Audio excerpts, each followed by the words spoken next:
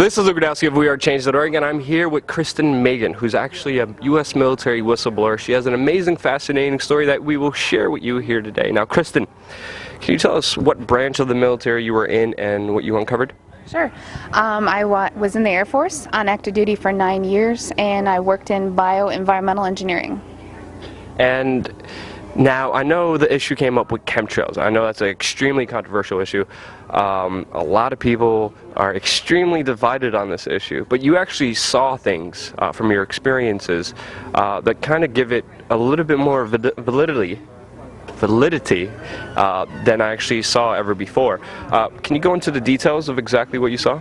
Yeah, basically, to summarize it, part of my job was to know everything that was going on in the military and what type of impact that might have on human health, and then the environmental aspects and impacts. What chemicals are we using? How are we disposing of it? Kind of cradle to grave.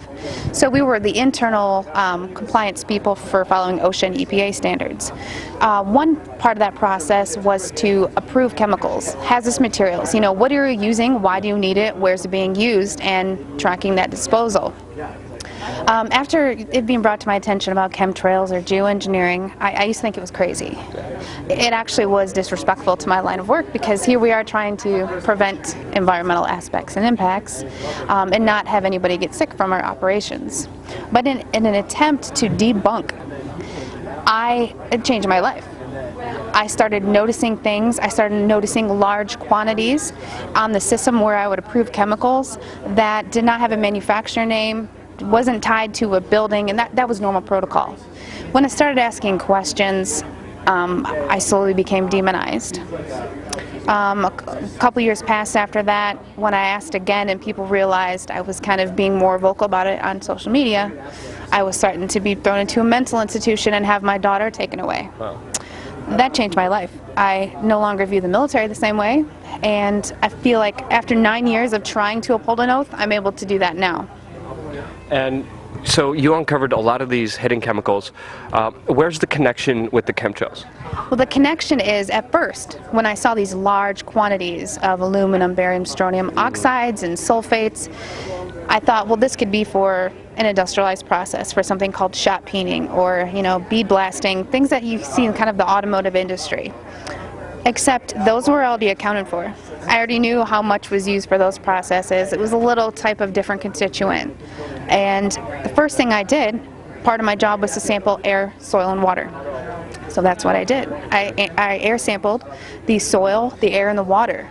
And due to my profession, I know at which levels or limits of detection you need to check that at. And the amount of pollution that was in my area, and this is tests I did in Oklahoma, in Georgia, in Chicago where I'm now.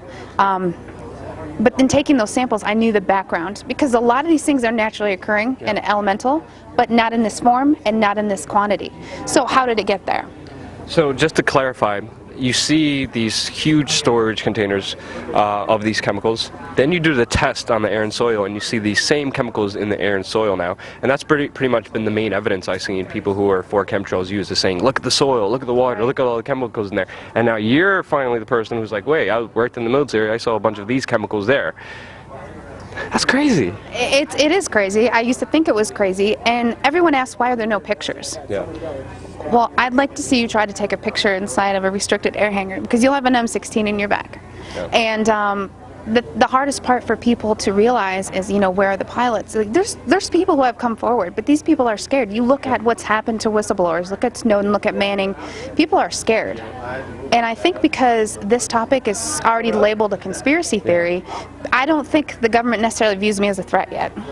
And I know it's not the most safe thing to do, but it's the right thing to do. It's laughed at. It's made obscure. But just to bring the point home, the question I have is, why are they even chemtrailing? Why is the military and government chemtrailing us? I don't know. What's your understanding of it?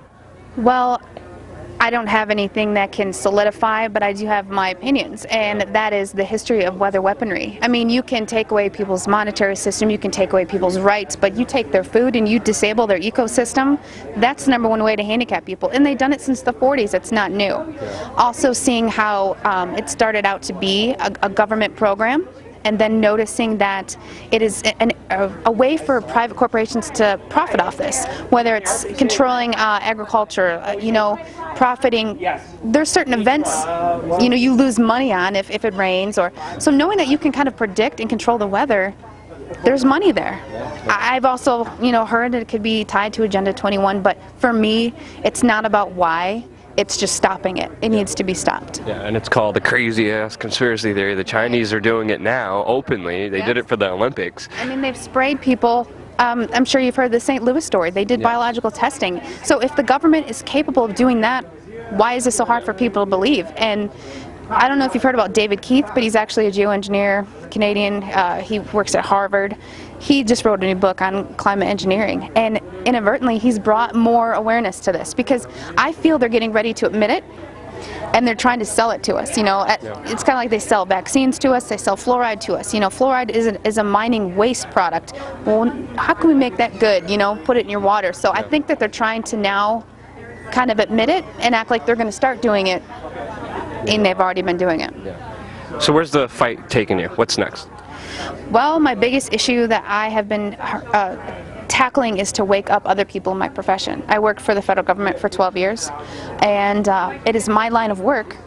We are the ones that should be going out there calling people out. What is this? I mean, you can't work in my field, which is industrial hygiene. I'm an industrial hygienist and an environmental specialist. So how can you overlook this? You cannot deny the evidence. Just do your own testing. It's even gone so far to where labs stopped running these samples because I think there's pressure on them.